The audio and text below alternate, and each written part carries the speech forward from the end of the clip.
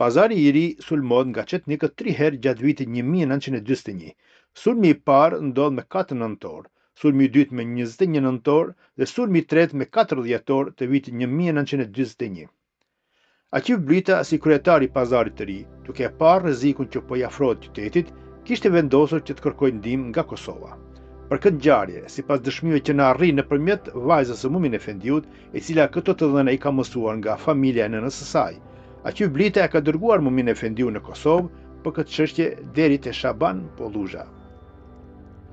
Ajo tregon se nëna e saj që nga mëngjesi filloi t'i thurr Mumin Efendiut një xhemper prej leshi dhe mbaroi në mbrëmje, për shkak se ishte ftohtë dhe ai kishte për të udhëtuar me kal gjatë tërë natës deri në Mitrovicë.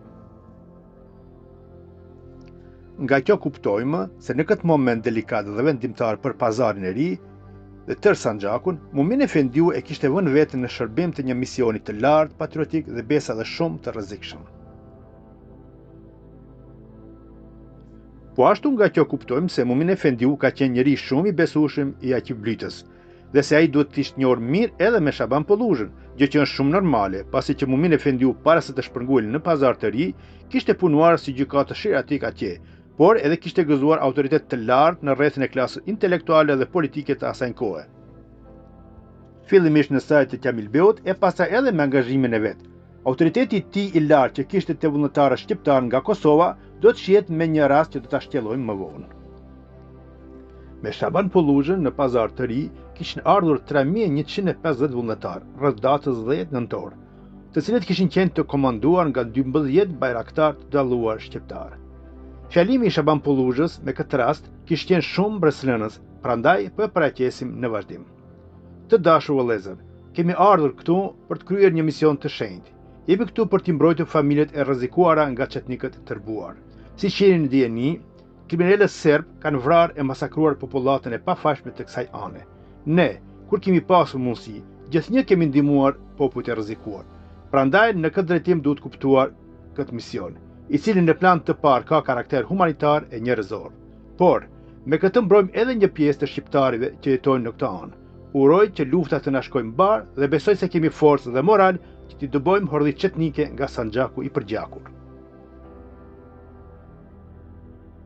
Në sulmin e parë, në radhët e çetnikëve ishin vrarë 140 pjesëtarë, kurse në radhët e luftëtarëve bosnjakë dhe shqiptar kishin mbetur 120 të vrarë. Në sulmin e dytë ishin vrarë 46 çetnik dhe 26 shqiptar, ndërsa çetnikët kishin masakruar 20 njerëz të pafajshëm. Në sulmin e tretë, gjysejt bosnjak, shqiptar e serb ishin vrarë 756 veta dhe u dogjën 2790 shtëpi. Pra, nga këto të dhëna historike, shihet se popullata e Sanxhakut ka qenë e rrezikuar që të vritet e dëbohet njëjtë sikur ajo e Nishit dhe e Prokuplës pas luftës ruso-turke të viteve 1877-1878 dhe si ajo e Vrajës pas luftës së vitit 1912. Gjatë kohës që kishin qëndruar ushtarët e Shaban Polluzhës në pazar të ri, në gatishmëri nga rreziku i sulmeve të papritura të çetnikëve, të cilët sa herë që bëjnë ndonjë marrëveshje për anëpushim, ata i thyenin si zakonisht. Ushtarët shqiptar e kishin vënë pazarin e ri në një shtetërrethim të plotë, kishin bllokuar çdo lëvizje dhe i kishin mbyllur të gjitha institucionet, përfshirë edhe komunën. Kjo kishte ardhur si rezultat i dy ushtarëve të Aqil Blitës, të cilët kishin bërë zullum në popullatën civile. Prandaj, vullnetarët shqiptar e kishin marrë këtë hap të rrept dhe s'polin askënd të lëviz në këtë qytet. Me këtë rast, Aqil Blita e thërret në telefon Mumin Efendiun dhe e lutë që të shkojë e të merret vesh me luftëtarët shqiptar që ta pezëllojnë këtë masë. Mumin Efendiu i revoltuar i thot: "Ah, Aqif, po pse nuk i mban lidhur qenë tu? Kjo është qytet, nuk është mal." Me njëherë vishet me xhybe dhe shall dhe e merr me vete edhe një djalë të familjes së shoqes. Ai kishte treguar: kur arritën para gjyqit, Mumin Efendiu ndal dhe filloi të këndoj disa ajete nga Kurani dhe pastaj u ambajti një fjalim. Ata aq shumë ndikuan nga ai fjalim sa që lëshuan pushkët për toke dhe treguan respekt të madh për Hoxhën. Ai u tha: "Tani mund të vini e të pushoni dhe mëngjesin ua kemi bërë gati." Kështu, me këtë akt të tij u arrit një marrëveshje e brendshme dhe filloi të rrjedhë jeta normal në pazarin e ri. Këto dhe shumë veprime tjera të Mumin Efendiut tregojnë se ai vërtet ka qenë një njeri që gjithmonë i ka qëndruar pranë popullit, në të mirë e të keqe.